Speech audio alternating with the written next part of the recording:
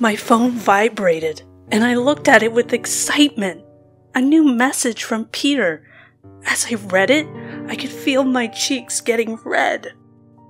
Would you like to meet up on Tuesday? I made a little dance and replied immediately. I'd been waiting for him to ask me since we started chatting. I know I could have just asked, but I was too shy. It was just fortunate for me that he had the guts to ask me out. Yeah, I'd love to, I wrote him back. We wrote to each other back and forth about where we would meet and what we should do. We agreed to grab a coffee and maybe have dinner, if we hit it off. I called my best friend Sarah and told her all about my new date. I'm so excited, Sarah. I can't wait to meet him, I told her over the phone. She seemed a lot more skeptic than me. How long have you been two writing together? Do you know anything about him? What if he's not who he says he is? I know you're concerned that he's some crazy person, but it was also you who told me to meet someone after I broke up with Brian. So come on, I'm only doing what you told me. Besides, it's so cliché to murder someone you met online. I laughed. Yeah, I know what I said, but I didn't mean to meet someone online. I offered multiple times to go out on the weekends, but you never took me up on the offer.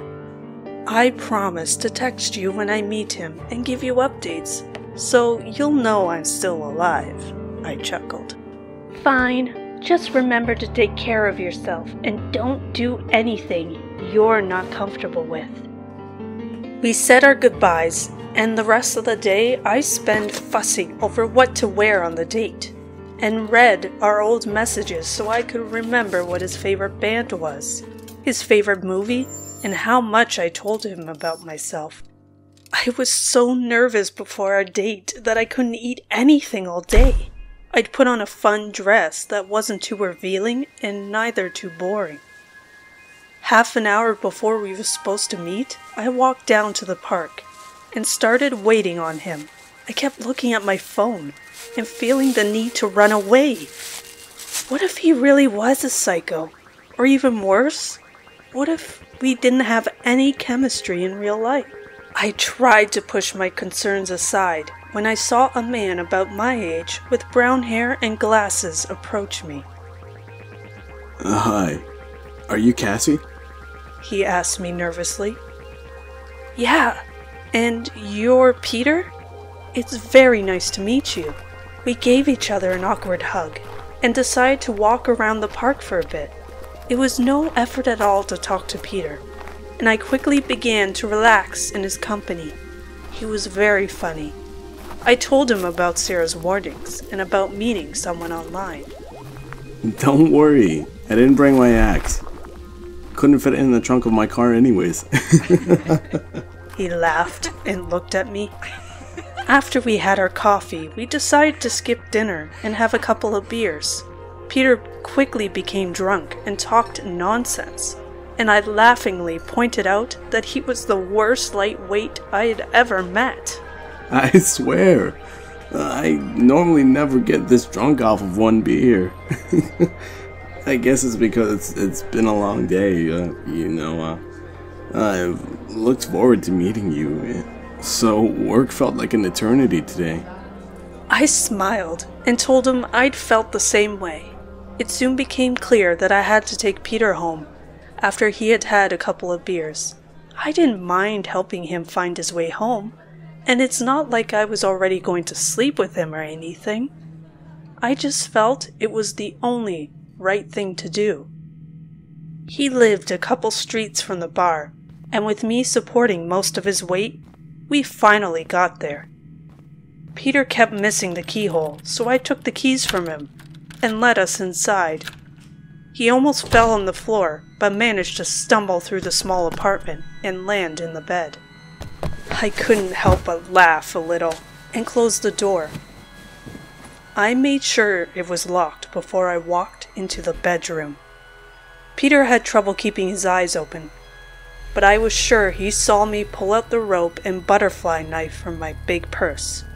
His eyebrows almost disappeared under his hair as he saw me get ready for business. I know you didn't expect this. Most of you guys never do. But it's just way easier to find people online. Besides, who would ever be afraid of a small woman in a cute dress with flowers on it? Now you've learned that you probably should have been, but it's way too late for that. I smiled at him with my pearly white teeth as he tried to scream through his sedated state. I couldn't help but laugh at his patheticness and got to work.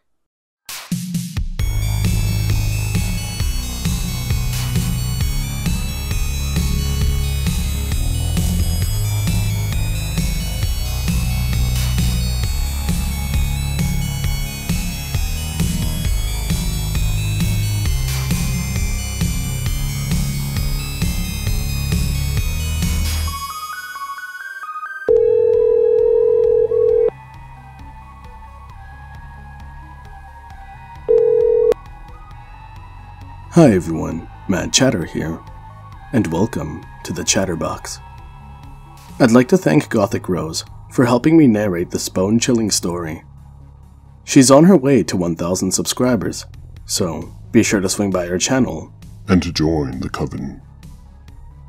Quick update, I will continue to post immersive creepy stories, but coming October, I will begin to post a more traditional form of horror narrations. They just take less time to edit, and it will ensure that I'll be able to post more videos for you all. As you all may know, October is almost here, and I have something very special planned for Halloween, so be sure to follow me on Twitter for updates. Again, I'd like to thank everyone for the continued support. It really goes a long way. For those who are new here, be sure to like, and don't forget to slash that subscribe button. Bye for now. And remember, when all goes wrong in the night and everything's the matter, you'll be sure to hear of it from the Mad Chatter.